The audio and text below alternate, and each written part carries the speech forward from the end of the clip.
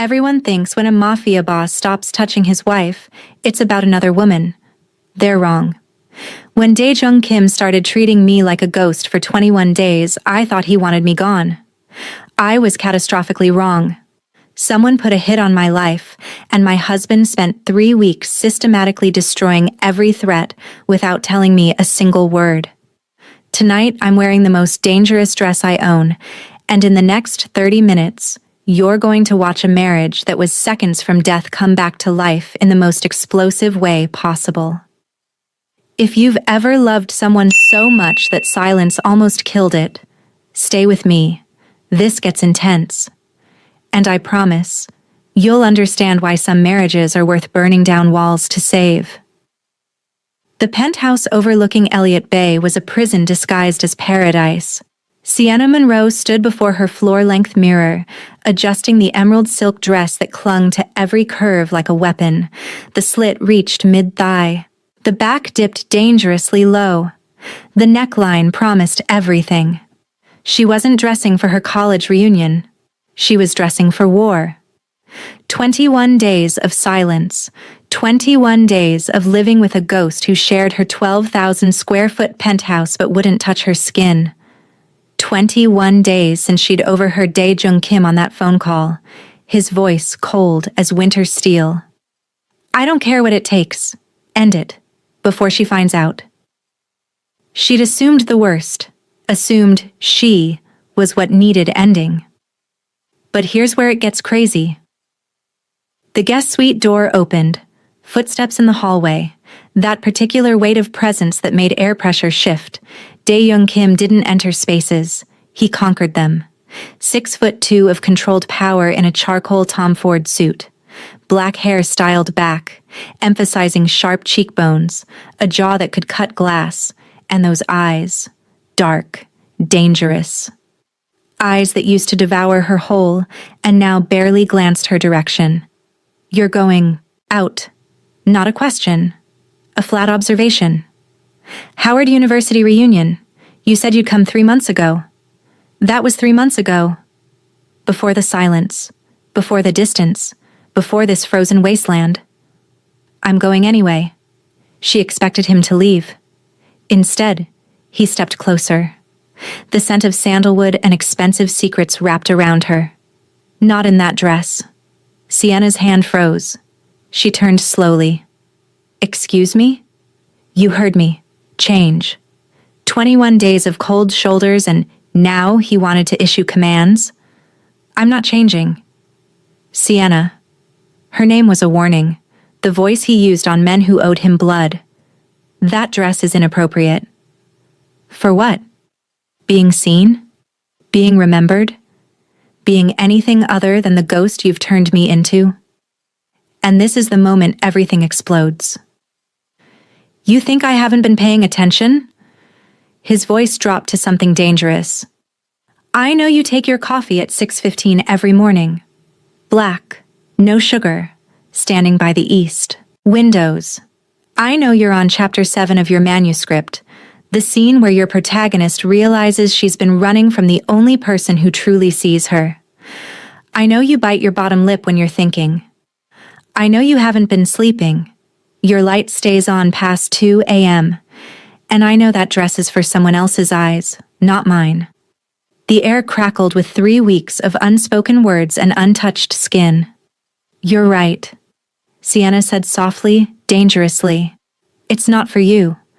Because for 3 weeks, you've made it crystal clear you don't want to look at me. Don't want you?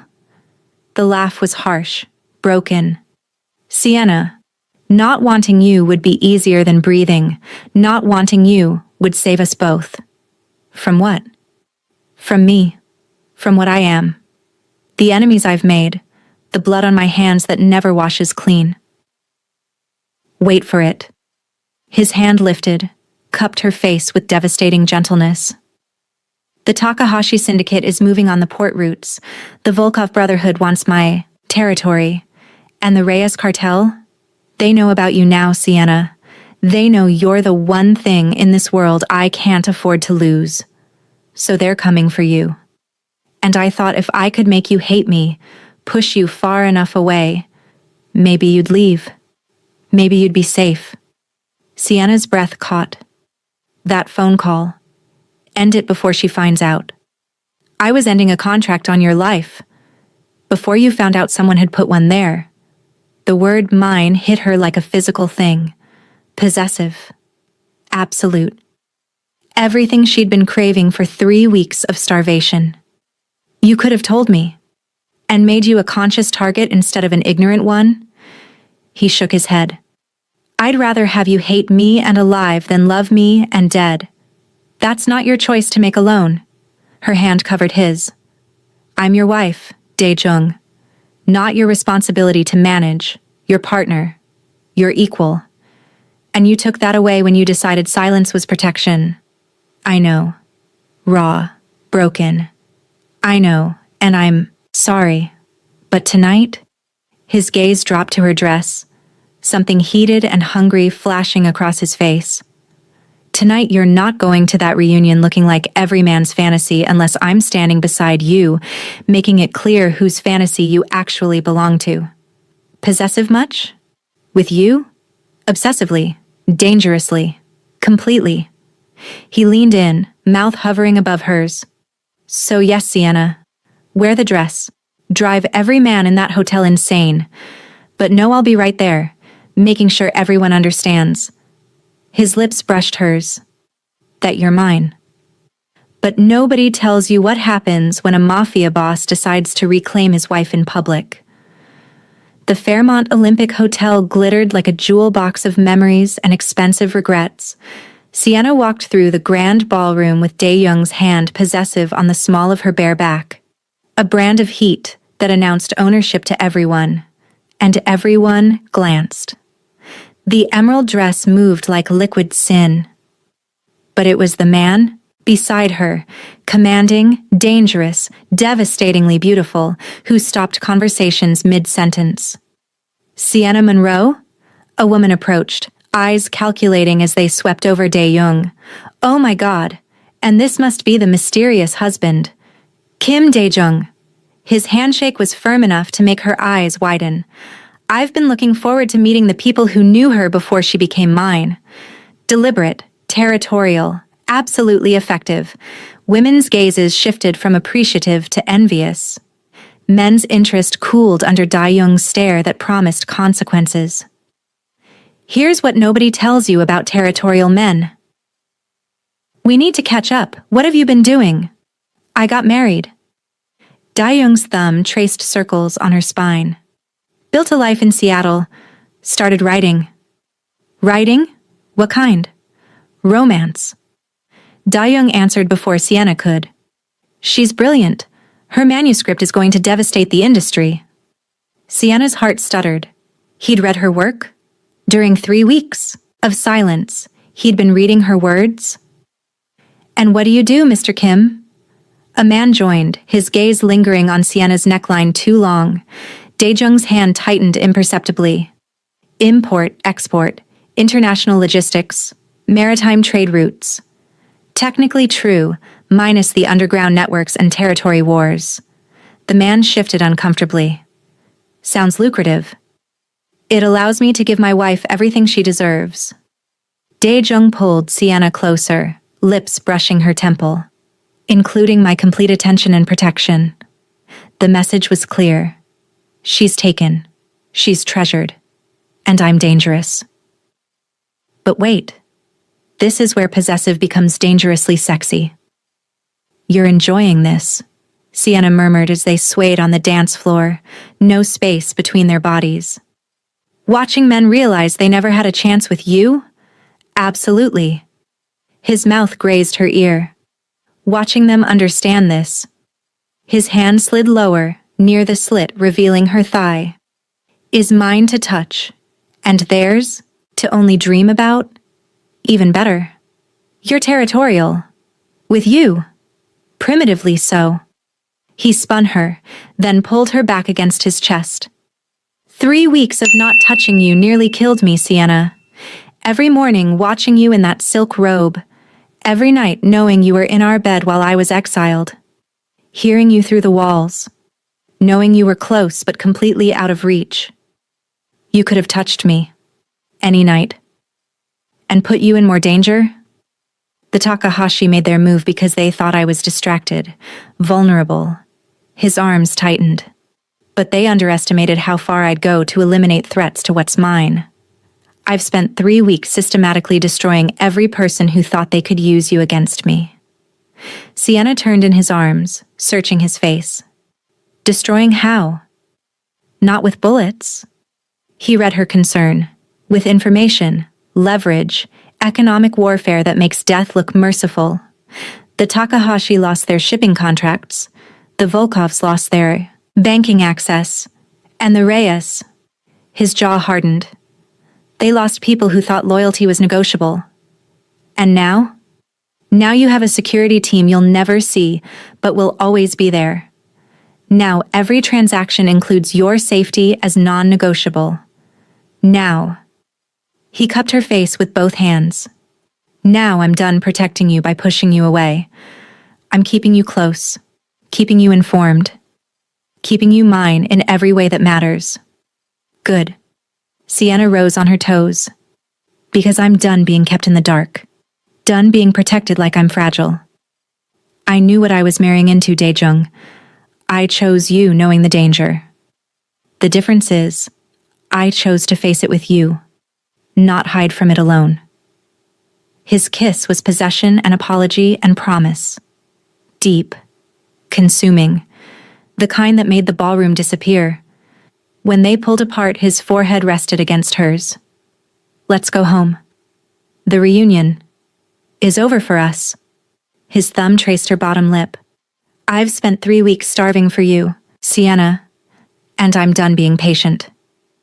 And this is where patient men become dangerously impatient.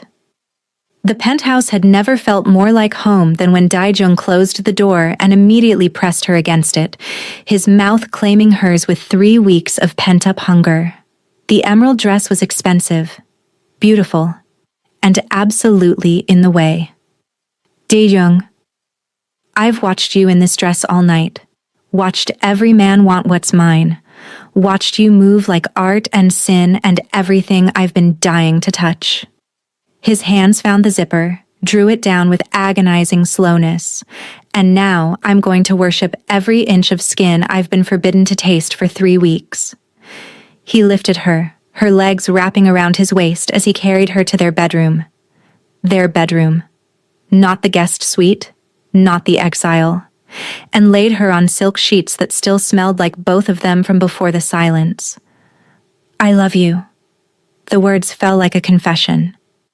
I've loved you since you walked into my life and refused to be intimidated by what I am. And I will spend every day for the rest of my life making sure you never doubt that again. Sienna pulled him down, hands in his hair, heart finally whole. Then show me. Show me what 3 weeks of missing me looks like. Show me how you're going to make sure we never let silence come between us again. And he did. With hands that knew every curve, with lips that traced every forbidden place, with whispered promises in Korean and English that painted their future. Honest, together, unbreakable. But here's what nobody tells you about dangerous men in love. When Seattle dawn broke through their windows hours later, they lay tangled together, her head on his chest, his hand in her hair, breathing finally synchronized after 3 weeks on separate rhythms. The threats, Sienna murmured against his skin. They're really gone? Minimized. Controlled. But never completely gone. Not in my world. His fingers traced patterns on her shoulder. Which is why from now on, you know everything. Security briefings, business meetings, dangerous players, shifting alliances. All of it. Partners. Equals. He tilted her chin up, dark eyes serious. I won't lie and say there's no danger, but I promise we face it together. Every decision that affects you, you're part of making. Your voice matters as much as mine. And if I want to go to another reunion in a dress that makes grown men forget their names? His smile was slow, dangerous, promising. Then I'll be right beside you, making sure they remember mine, making sure everyone knows the most beautiful woman in any room chose me, keeps choosing me, will always be choosing me. Sienna kissed him slowly, deeply, sealing the promise. Always. Outside their windows, Seattle woke to a new day. Inside their penthouse, a marriage that had nearly suffocated under protective silence took its first full breath in 3 weeks. It wasn't perfect.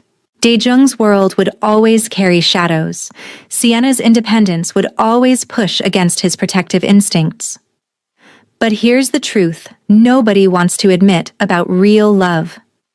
They were done letting fear make decisions, done letting silence substitute for communication. They were partners now, truly, in love and danger and every beautiful, complicated thing between. 2 weeks later, Sienna sat in the penthouse library, laptop open, working on Chapter 8 while Daejung handled a conference call in his office. The difference was she could now hear the conversation, understand the players, know the risks. When he finished, he appeared in the doorway with 2 mugs of coffee. Hers black, no sugar, his with cream. "The Nakamura family wants to meet next week," he said, settling beside her. "They're proposing an alliance that could stabilize the West Coast territories for the next decade. But it means you'll need security at your book events. They'll want to know about you. Use you as leverage for good behavior. So I'm your weakness and your strength. You're my everything." He kissed her temple. "Which means they need to understand that harming you isn't strategy. It's suicide." Sienna saved her document, turned to face him fully. "Then let's meet them. Together. As partners." His smile was proud, fierce. As equals. And this is where most stories end, but real life keeps going. The days that followed weren't perfect. There were arguments about security protocols, disagreements about how much information was too much, moments when Daejung's protective instincts clashed with Sienna's independent streak. But they talked through them, every single one, because they'd learned what silence costs, learned that protecting each other meant trusting each other, that love without communication was just beautiful suffering with a ring on it. 3 months after the emerald dress and the reunion that changed everything, Sienna published her first novel. Dae-young threw her a release party at the penthouse that brought together her literary world and his dangerous one in ways that shouldn't have worked, but somehow did. Here's what I learned about love from watching them. Marcus Chen, Dae-jung's second-in-command, gave a toast that made everyone laugh. To Sienna, the only person who ever made the boss beg for anything, and the only person he'll never stop protecting. Dae-jung's response was quieter, meant only for Sienna's ears as they slow danced on the terrace overlooking the city he controlled. And to you, the only person who ever made me believe safety and love could exist in the same breath. 6 months later, when a new threat emerged from the East Coast syndicates, Sienna was in the war room with Dae-young's inner circle, offering strategic insights from her research on psychological warfare for her second novel. A year later, when she won a major literary award, Dae-young sat in the front row of the ceremony with a security detail so subtle nobody noticed, except the 3 rival organizations who got the message loud and clear. She was untouchable. But here's the real ending nobody talks about. 2 years after the night of silence breaking, Sienna sat in their bedroom, the one they now shared without exile or distance, watching Dae-young sleep.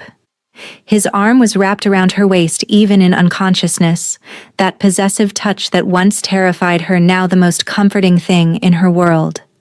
She thought about the girl who wore an emerald dress as armor, the woman who almost let silence kill the most important relationship of her life.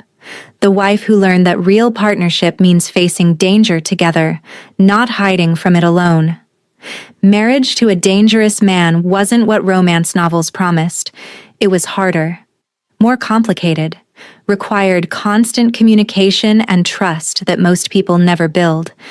But it was also deeper, more real, more worth fighting for than any fairy tale.